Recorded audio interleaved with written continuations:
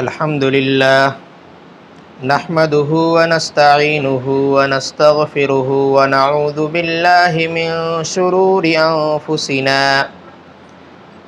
ومن سيئات أعمالنا من يهده الله فلا مضل له ومن يضلله فلا هادي له أشهد أن لا إله إلا الله وحده لا شريك له وأشهد أن محمدًا عبده ورسوله يا أيها الذين آمنوا اتقوا الله حق تقاته ولا تموتن إلا وأنتم مسلمون يا أيها الناس اتقوا ربكم الذي خلقكم من نفس واحدة وخلق منها زوجها وبث منهما رجالا كثيرا ونساء واتقوا الله الذي تساءلون به والأرحام إن الله كان عليكم رقيبا يا أيها الذين آمنوا اتقوا الله وقولوا قولا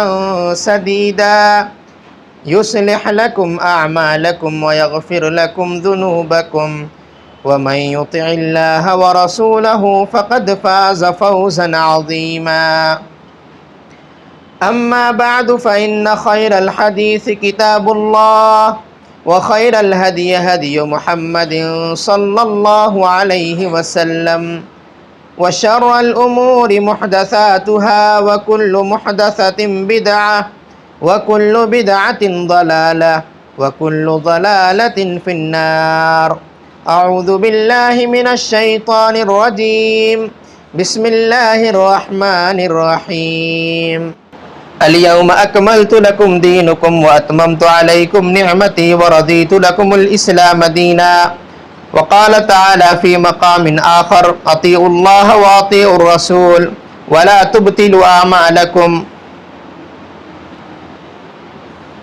تمام قسم کی تعریفات، توصیفات، بڑائی، کبریائی، حمد و ثنا، مدح و ستائش اس وحدہ لا شریک خالق کائنات مالک ارض و سما کے لیے ہے جس نے ہم تمام انسانوں کو پیدا فرمایا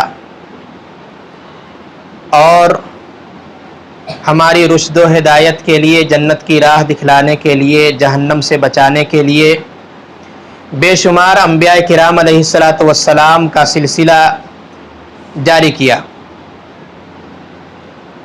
من جملہ تمام انبیاء کرام علیہ الصلاۃ والسلام پر درود و سلام ہو، بالخصوص آخری نبی جناب محمد الرسول اللہ صلی اللہ علیہ وسلم پر اللہم صلی و بارک وسلم۔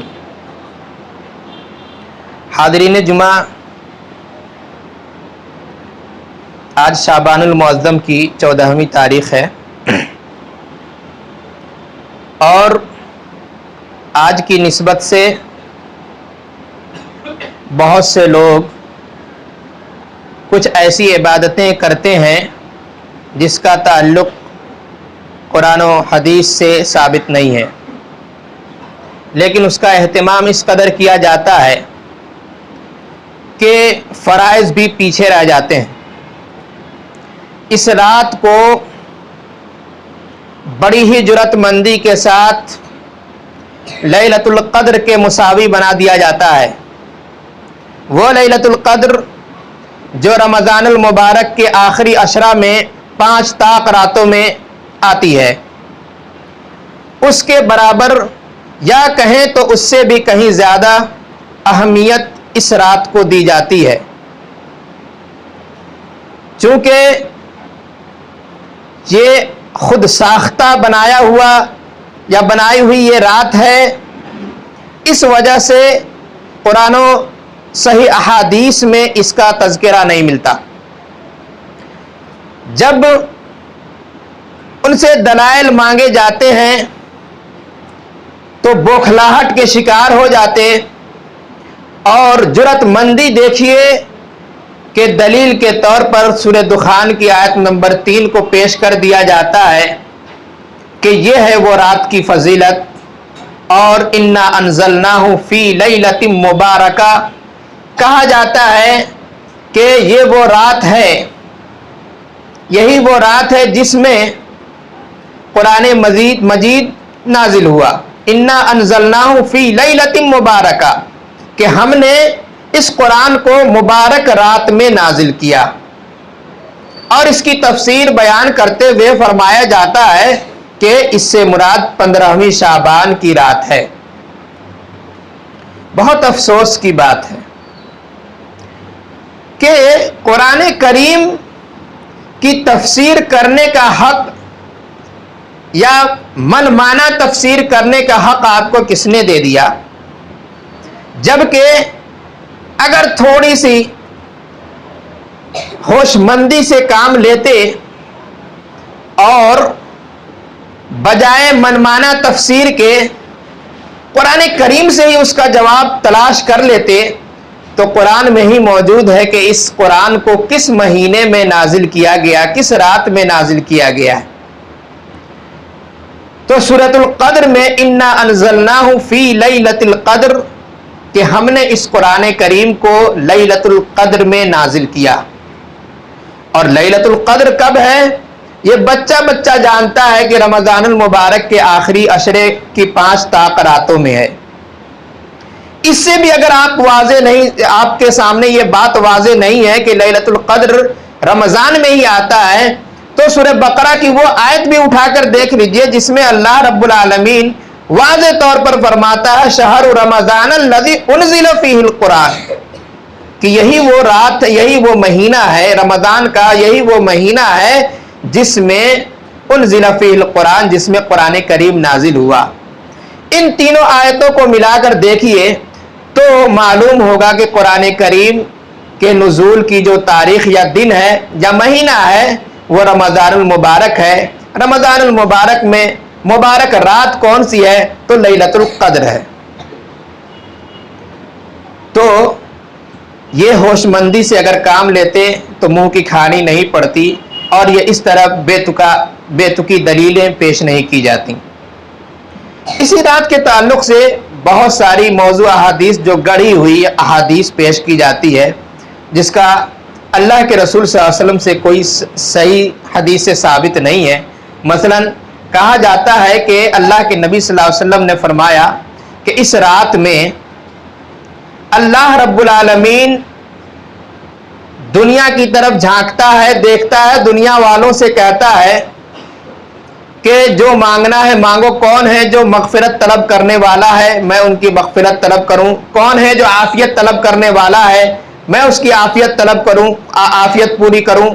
اور کون ہے جو مجھ سے استغفار کرنے والا ہے میں اس کے گناہوں کو بخش دوں. لیکن دیکھا جائے تو یہ صرف ایک رات کے لیے خاص نہیں ہے، بلکہ یہ تو روزانہ کا کام ہے. اللہ رب العالمین روزانہ یہ ڈیوٹی دے رہا ہے، روزانہ آسمان دنیا پر آ کر یہ آواز لگاتا ہے.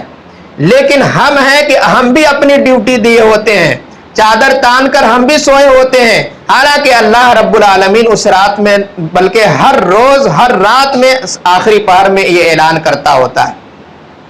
تو ہمیں یہ خیال نہیں آیا. کیوں خیال نہیں آیا؟ اس لیے کہ اس میں محنت ہے. مہینہ اور سال بھر جاگنے کی بات ہوگی، لیکن بغیر محنت والی چیز کو ہم جلدی اپنانے کی کوشش کرتے ہیں. وہ چیزیں جو صحیح حدیث سے ثابت ہے اس کو چھوڑ کر جو من گھڑت چیزیں ہیں اس کی طرف ہم زیادہ لپکتے ہیں اور اس کو زیادہ اہمیت دیتے ہیں. یہ ہمارے لیے قابل افسوس ہے. اسی طریقے سے اس رات کے تعلق سے اور بھی بہت ساری موضوع احادیث ہے جس پر ہم بھروسہ کرتے ہوئے عمل کرتے ہیں اور اس میں سمجھتے ہیں کہ ہم نے بہت ہی بڑی کامیابی حاصل کر لی. جبکہ اللہ کے نبی صلی اللہ علیہ وسلم سے اگر کوئی چیز ثابت نہ ہو تو ہم رات بھر اٹھ کر عبادت کریں، لیکن یہ طریقہ اللہ کے نبی صلی اللہ علیہ وسلم کے مخالف ہو تو وہ قابل قبول نہیں ہے. جیسا کہ من عمل عملا لیس امرنا فهو رد، کہ جو عمل، ایسا عمل جو اللہ کے نبی صلی اللہ علیہ وسلم سے ثابت نہ ہو، ان کے شریعت سے ثابت نہ ہو، وہ مردود ہے. اور اطیعوا اللہ و اطیعوا الرسول वला तुबतिलु आमालकुम, कि अल्लाह रब्बुल आलमीन की इताअत करो और अल्लाह के रसूल सल्लल्लाहु अलैहि वसल्लम की इताअत करो। वला तुबतिलु आमालकुम, यानी अल्लाह और रसूल सल्लल्लाहु अलैहि वसल्लम की नाफरमानी करके अपनी मर्जी से इबादत या अपनी मर्जी से दीन बनाकर अपने आमाल को बर्बाद न करो। लोग कहेंगे कि आमाल कैसे बर्बाद हो सकते हैं, हालांकि ये कुरान की आयत से साफ वाज़ेह है कि आमाल हमारे बर्बाद होते हैं। वजह यह है कि हम सुन्नत के मुताबिक अमल नहीं करते हैं, अल्लाह की इताअत और अल्लाह के रसूल की इताअत नहीं करते हैं, तो वो हमारे आमाल बर्बाद हो जाते हैं। कहेंगे कि ये देखिए, साल भर में बंदे एक दिन के लिए इबादत के लिए तैयार हुआ करते थे, ये मौलवियों ने तकरीर कर कर के उसको भी बंद करवा दिया। किसने कहा? ये रात खास करने के लिए आपको इजाजत किसने दी? शरीयत आपके घर की चीज नहीं है। अल्लाह के नबी सल्लल्लाहु अलैहि वसल्लम अगर इस रात को खास तौर पर एहतमाम नहीं कर रहे हैं, हम एहतमाम कर रहे हैं, तो गोया शरीयत हम अपनी तरफ से बयान कर रहे हैं, अपनी तरफ से ईजाद कर रहे हैं। और ईजाद की इजाजत आपको किसने दे दिया? क्या सहाबे किराम ने इस रात को जाग कर इबादतें की हैं? अगर की हैं तो हमें साबित करें और हम आज से तबलीग करना शुरू कर देते हैं। जिन जिन लोगों तक हमारा पैगाम पहुंचा है कि इस रात को इबादत करना अल्लाह के रसूल और सहाबे से साबित नहीं है, मैं उनको तबलीग करने की कोशिश करूं कि नहीं भाई, हमसे गलती हो गई और आज से ये काम शुरू कर दो, लेकिन साबित नहीं कर सकते। वजह यह है कि अपनी तरफ से बनाया गया है। आप रोजाना जागिए, उसी में 15 शाबान भी अगर आ जाए कोई मसला नहीं है, लेकिन एक रात खास करने की दलील यह होनी चाहिए कि अल्लाह के रसूल सल्लल्लाहु अलैहि वसल्लम ने खास किया। शब कद्र जैसी चीज, इसको भी खास नहीं किया अल्लाह के नबी सल्लल्लाहु अलैहि वसल्लम ने। 5 रातों में मुनक़सिम कर दिया कि जाओ इसमें तलाशो, 5 रात जाकर तलाश करना है, एक रात नहीं। इसी तरीके से अल्लाह के नबी सल्लल्लाहु अलैहि वसल्लम ने खास जुमा की रात में क़याम करने, यानी जुमा हर आदमी समझता है, जुमा का एहतमाम किया जाता है कि जुमा हफ्तों का सरदार है, जुमा की कोई खास अहमियत है, तो अल्लाह के नबी सल्लल्लाहु अलैहि वसल्लम मना फरमा रहे हैं कि खास जुमा की रात में कोई क़याम न करे खास तौर पर। इसी तरीके से खास जुमा के दिन कोई रोजा न रखे। इस हदीस से तो मालूम हो रहा है कि किसी दिन को खास करना ये हमारा काम नहीं है। अगर खास कर सकता है, अगर कोई खास करने वाला है, तो अल्लाह के नबी सल्लल्लाहु अलैहि वसल्लम हो सकते हैं, इसके अलावा कोई नहीं। और मालूम यह होता है कि अल्लाह के नबी सल्लल्लाहु अलैहि वसल्लम ने इस रात को खास नहीं किया इबादत के लिए। हदीस बयान की जाती है जो तिरमिज़ी की रिवायत है कि अल्लाह के नबी सल्लल्लाहु अलैहि वसल्लम उस रात में कब्रिस्तान गए थे और हजरत आयशा भी पीछे पीछे कब्रिस्तान गई थी। और ख़ास तौर पर इमाम तिरमिज़ी रहमहुल्लाह ने इस हदीस को बयान किया है कि 15वीं शाबान को अल्लाह के नबी सल्लल्लाहु अलैहि वसल्लम कब्रिस्तान की तरफ गए थे और वहाँ दुआ मग़फ़िरत की थी, फिर वापस आए थे। लेकिन इस हदीस को बड़े ही जोश और खरोश के साथ बयान कर दिया जाता है कि इमाम तिरमिज़ी रहमहुल्लाह ने यह बयान किया है, लेकिन वही इमाम उसी हदीस के लिखने के बाद नीचे लिखते हैं कि यह रिवायत सही नहीं है, उसको बयान नहीं किया जाता। जबकि यही रिवायत जो है मुस्लिम शरीफ की रिवायत में मिलती है, वो तफसील से, कदर तफसील से है कि अल्लाह के नबी सल्लल्लाहु अलैहि वसल्लम सोए हुए थे और हज़रत आयशा भी बराबर में थी। हज़रत जिब्राइल अलैहिस्सलाम ने हल्की आवाज़ दी और हज़रत जिब्राइल अलैहिस्सलाम अंदर आना पसंद इसलिए नहीं किया क्योंकि मियाँ बीवी एक कमरे में थे, या फिर इजाफी कपड़े, हदीस में लिखा हुआ इजाफी कपड़े उतार कर हज़रत आयशा सोई हुई थी, इस वजह से हज़रत जिब्राइल अंदर नहीं आ सकते थे। लेकिन आवाज़ दिए अल्लाह के नबी सल्लल्लाहु अलैहि वसल्लम को, अल्लाह के रसूल सल्लल्लाहु अलैहि वसल्लम ने खामोशी से आवाज़ को कबूल किया और अल्लाह के नबी सल्लल्लाहु अलैहि वसल्लम को हुक्म दिया गया कि आप बकी चले जाएं। अल्लाह रब्बुल आलमीन का हुक्म है। बकी जाते हैं। हज़रत आयशा कहती हैं कि अल्लाह के नबी सल्लल्लाहु अलैहि वसल्लम बड़ी ही खामोशी के साथ जूता पहनते हैं, कपड़ा ओढ़ते हैं और बहुत ही खामोशी के साथ दरवाज़ा खोलते हैं और बहुत ही खामोशी के साथ दरवाज़ा को बंद करके निकल जाते हैं। हज़रत आयशा वो भी जाग रही थी, जबकि अल्लाह के रसूल सल्लल्लाहु अलैहि वसल्लम का गुमान था कि वो सो चुकी हैं। وہ بھی پیچھے پیچھے ہو لیتی ہیں. ان کے دل میں خیال آتا ہے کہ ایسا تو نہیں کہ اللہ کے رسول صلی اللہ علیہ وسلم کہیں دوسری بیوی کے پاس جا رہے ہیں. وہ اللہ کے نبی صلی اللہ علیہ وسلم کے پیچھے جاتی ہیں. جاتے جاتے پتہ چلتا ہے کہ بقی میں ہے. بقی میں جا کر دعا کرتے ہیں. حدیث میں ہے, حضرت عائشہ بیان کرتے ہیں کہ 3 مرتبہ اللہ کے نبی صلی اللہ علیہ وسلم نے ہاتھ اٹھایا اور اس کے بعد پھر پلٹے تو میں بھی پلٹی. اللہ کے رسول صلی اللہ علیہ وسلم تیز قدموں سے چلنا شروع کر دیے, میں بھی تیز قدموں سے چلنا شروع کر دی. اسی طریقے سے تیز دوڑنا شروع کی, ہلکے ہلکے دوڑے تو میں بھی ہلکی ہلکی دوڑی. اللہ کے رسول تیز دوڑے, میں بھی تیزی کے ساتھ دوڑ کر سب سے پہلے گھر میں چلی گئی. اور اللہ کے رسول صلی اللہ علیہ وسلم جب بعد میں آئے تو دیکھا کہ حضرت عائشہ ہانپ رہی ہیں, تو فرمایا کیا بات ہے, ماجرا کیا ہے؟ تو حضرت عائشہ کہتی ہیں کہ کچھ نہیں. کہا بتا دو ورنہ مجھے تو اللہ رب العالمین بتا دے گا. تو حضرت عائشہ نے اپنا واقعہ بتلا دیا. تو اللہ کے نبی صلی اللہ علیہ وسلم نے فرمایا کیا تم یہ سمجھتے ہو کہ اللہ کا رسول تم پر ظلم کرے گا؟ یعنی تمہاری یہ سوچ کہ کہیں دوسری بیوی کے پاس نہ چلے گئے ہوں, حالانکہ باری حضرت عائشہ کے پاس باری تھی اور حضرت اللہ کے نبی صلی اللہ علیہ وسلم یہ خیانت نہیں کر سکتے تھے. تو اللہ کے نبی صلی اللہ علیہ وسلم نے یہی کہا کہ کیا اللہ کا رسول تم پر ظلم کر سکتا ہے؟ بہرحال تو اس کے اندر اس حدیث, یہ تفصیلی حدیث کے اندر کہیں بھی 15 شعبان کا ذکر نہیں ہے, اور جس میں ذکر ہے امام ترمذی خود ہی کہتے ہیں کہ یہ حدیث صحیح نہیں ہے. تو قبرستان جانا, اسی طریقے سے اور بھی بہت سے خرافات اس دن میں ہوتے ہیں, خاص طور پر خاص پکوان پکانا اور خاص طور پر دوسرے عقائد رکھنے. بہت سے لوگ اصل میں یہ سمجھتے ہیں کہ اگر اچھا پکوان ہی پکا لیا تو کیا ہو گیا. اس کے پیچھے اصل میں عقیدہ جڑا ہوا ہے. عقیدہ کیا ہے؟ مردوں کا آنا, گھروں میں اس رات میں مردوں کا آنا, یہ عقیدہ جڑا ہوا ہے. چونکہ اب جب اس کے آپریشن ہونے لگے, دلائل مانگے جانے لگے, تو کھل کر اب لوگ بیان نہیں کرتے ہیں, ورنہ یہ ساری چیزیں پہلے عقیدہ میں تھی اور ابھی بھی ہے عقیدہ کے طور پر کہ لوگ کہ اس رات میں ہمارے مردے جو جا چکے ہیں وہ آتے ہیں, زیارت کرتے ہیں, ہمارے گھروں میں آتے ہیں. اسی وجہ سے گھر کو اچھی طرح سجایا جاتا ہے, صفائی ستھرائی کی جاتی ہے اور خوشبو سے معطر کیا جاتا ہے, دھونی لگائی جاتی ہے, اگربتیاں جلائی جاتی ہیں اور نہ جانے کیا کیا کیا جاتا ہے. اور اچھے پکوان, خصوصی طور پر حلوہ بھی پکایا جاتا ہے. اور یہ اعتقاد رکھا جاتا ہے کہ ہمارے مردے آئیں گے اور اس میں سے کھائیں گے. بلکہ حد ہے کہ اس کا بھی اہتمام کیا جاتا ہے کہ ہمارے جو مردے کن کن کھانوں کو پسند کیا کرتے تھے وہ کھانا رکھا جاتا ہے. حتیٰ کہ شرم آئے گی اگر سن لیں تو بعض لوگ یہ حرکت بھی کرتے ہیں کہ ہمارے ابا سگریٹ پیا کرتے تھے, سگریٹ بھی رکھ دیا جائے, مزے لے کر پئیں گے.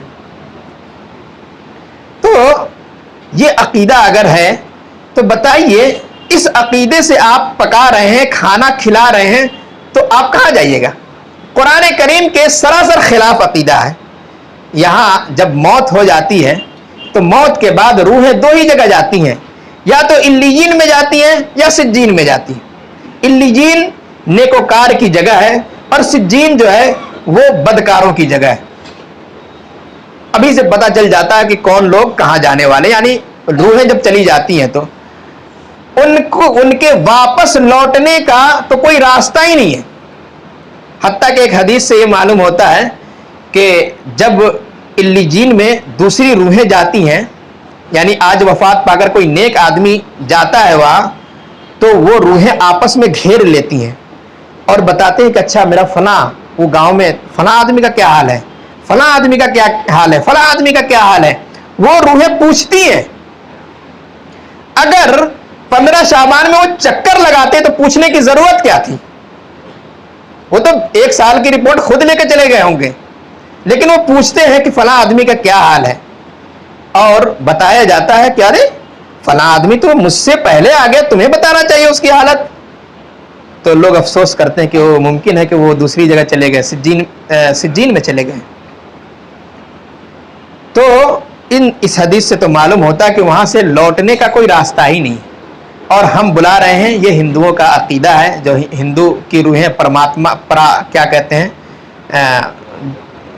وہ روحیں لوٹتی ہیں ان کی، تو وہ ہندوؤں کا عقیدہ ہے، مسلمانوں کا تو عقیدہ نہیں ہو سکتا، اس وجہ سے کیونکہ یہ قرآن کریم کے سراسر خلاف ہے۔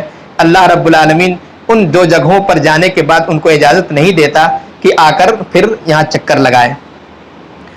سوشل میڈیا پر گھوم رہا تھا کہ اگر روحیں آتی ہیں تو کبھی سیلفی بھی لے لیا کریں تاکہ پتہ چلے، یا وہابیوں کو دلیل کے طور پر دے دیں کہ بھائی دیکھو ہماری روحیں آئی تھیں۔ تو اس طرح کی باتیں بھی لوگ کہہ دیا کرتے ہیں۔ تو حقیقت یہ ہے کہ یہ ساری چیزیں مذاق ہے۔ جب مذاق بنائیں گے، شریعت کا مذاق بنائیں گے تو لوگ بھی مذاق بنائیں گے۔ یہ شریعت سے دوری ہے، بیزاری ہے۔ اس لیے ہمیں چاہیے کہ اللہ رب العالمین کی شریعت کو دیکھیں، ایک ایک قدم اٹھاتے وقت سوچ لیں کہ یہ اللہ کے نبی صلی اللہ علیہ وسلم کی سنت کے مطابق یا ہماری شریعت کے مطابق ہے یا نہیں ہے۔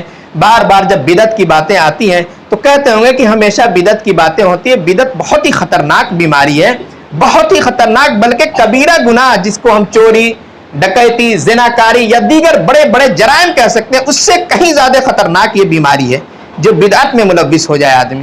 کیونکہ بدعت میں ملوث ہونے والا آدمی ہمیشہ خوشگمانی کا شکار ہوتا ہے کہ ہم یہ اچھا کام کر رہے ہیں، اللہ رب العالمین کے لیے کر رہے ہیں، جبکہ گنہگار چور چوری کرتے وقت دل میں اس کے کھٹکتی ہوتی ہے بات کہ نہ یہ غلط کام ہے۔ زناکار زنا کرتے وقت، شرابی شراب پیتے وقت یا بڑے سے بڑا جرائم کرتے وقت وہ مجرم اپنے دل میں احساس کرتے ہیں کہ یہ کام غلط ہے اور اس کا گناہ اللہ رب العالمین ہمیں دے گا۔ نماز نہ پڑھنے والا، اس کے دماغ اور دل و دماغ میں یہ بات ہوتی ہے کہ ہم غلط کر رہے ہیں، لیکن بدعت کرنے والے کے دماغ میں کبھی نہیں آتا۔ شیطانوں نے اسی وجہ سے شیطان بدعت کو داخل کر دیا کہ مسلمان بدعت کو انجام دیں گے، کبھی اس کو افسوس ہوگا ہی نہیں، کبھی توبہ کرے گا ہی نہیں۔ گناہگار اپنے گناہ کے بعد دل میں بات کھٹکتی رہے گی، دل میں کچوکے لگتے رہیں گے، اور ممکن ہے کہ اس دن کبھی اللہ رب العالمین توبہ کی توفیق دے دے۔ لیکن بدعتی کہے گا ہم تو اللہ کی عبادت کرتے ہیں، اللہ کے رسول صلی اللہ علیہ وسلم کی سنت پر عمل کر رہے ہیں، آخر توبہ کی ضرورت کیا ہے؟ اس وجہ سے یہ بدعت جو بہت ہی خطرناک ہے، اور اس خطرناکی کا اندازہ آپ اسی بات سے لگا سکتے ہیں کہ اللہ کے نبی صلی اللہ علیہ وسلم ہر خطبے میں کہا کرتے تھے کل بدعت ضلالہ وکل ضلالۃ فی النار، کہ ہر بدعت گمراہی ہے اور ہر گمراہی جہنم میں لے جانے والی ہے۔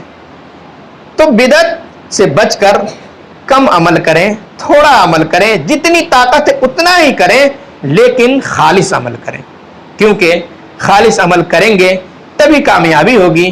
اگر اس میں ملاوٹ ہے، کیونکہ ہم نے کلمہ لا الہ الا اللہ کے ساتھ محمد الرسول اللہ پڑھا ہے، تو ہر کام محمد الرسول اللہ صلی اللہ علیہ وسلم کی سنت کے مطابق ہونا چاہیے۔ یہ کون سی دوغلی پالیسی ہے کہ ہم کلمہ اللہ کے رسول صلی اللہ علیہ وسلم کا پڑھیں اور باتیں کسی اور کی مانیں؟ یہ تو بالکل شرک ہے، یہ شرک فی الرسالت جسے کہا جاتا ہے کہ ہم تو کلمہ اللہ کے رسول صلی اللہ علیہ وسلم کے نام کا پڑھ رہے ہیں، لا الہ الا اللہ محمد الرسول اللہ کہتے ہیں، پھر گواہی دیتے ہیں اشہد ان لا الہ الا اللہ اشہد ان محمد الرسول اللہ۔ اصل بات یہ ہے کہ ہم لوگ اس کلمے کے مفہوم ہی کو نہیں جانتے، اسی وجہ سے بس یہ جان لینا کافی ہوتا ہے کہ بھائی ہم مسلمان ہیں، ہمارا نام عبداللہ، عبد الرحمن، یہ سب نام رکھ دیا، ہمارے ابا اماں نے رکھ دیا ہے، ساتھ ہی ساتھ بچپنے میں کلمہ یاد کرا دیا ہے، بس جان گئے۔ کفار و مشرکین اس کے معنی و مطلب کو سمجھا کرتے تھے، اسی لیے تو جان دے دیتے تھے، لیکن اپنے عقیدہ سے ہٹتے نہیں تھے۔